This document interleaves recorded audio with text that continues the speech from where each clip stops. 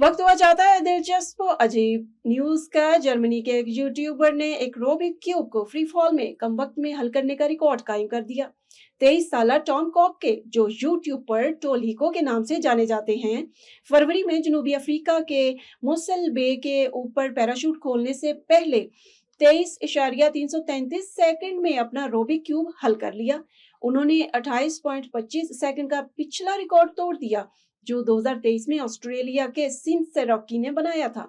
Guinness world record से गुफ्तगू करते हुए टॉम कोपके का कहना था कि उन्होंने पहली बार 18 साल की उम्र में रूबिक क्यूब हल किया था और उस वक्त काफी प्रैक्टिस की थी। उन्होंने कुछ जबरदस्त चैलेंजेस की वीडियो भी बनाई थी, जहां उन्होंने कहा था कि एक दिन वो इसे इसके ड्राइविंग के दौरान भी हल करेंगे। ट्रैफिक सिग्नल्स दुनिया भर में एक ही बुनियादी मकसद के लिए इस्तेमाल होते हैं, यानी सड़कों पर नज्म ज़ब्त कायम रखना। तहाँ मुख्तलिफ ममालिक में उनका इस्तेमाल एक जैसा नहीं होता।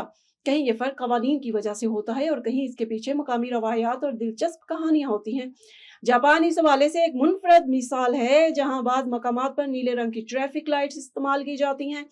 लेकिन जापान की इनफरादियत यहाँ पर खत्म नहीं होती, बल्कि एक जजीरे में ट्रैफिक सिग्नल का इस्तेमाल इंतहाई गैर मामूली अंदाज में किया जाता है। जनूबी कोरिया में एक शहरी को सड़क पर घूमते भेड़िए की मसनूई जहानत से तैयार करदा जाली तस्वीर सोशल मीडिया पर शेयर करना महंगी पड़ गई। मुलजम को 5 साल तक कैद और $6,700 जुर्माने का सामना है। रिपोर्ट्स के मुताबिक 40 साल शख्स ने एआई सॉफ्टवेयर की मदद से शहर की सड़कों पर घूमते भेड़िए की हकीकत से करीब तर तस्वीर तैयार की और उसे ऑनलाइन पोस्ट कर दिया, जिसके बाद शहरियों में खौफ व हरास फैल गया।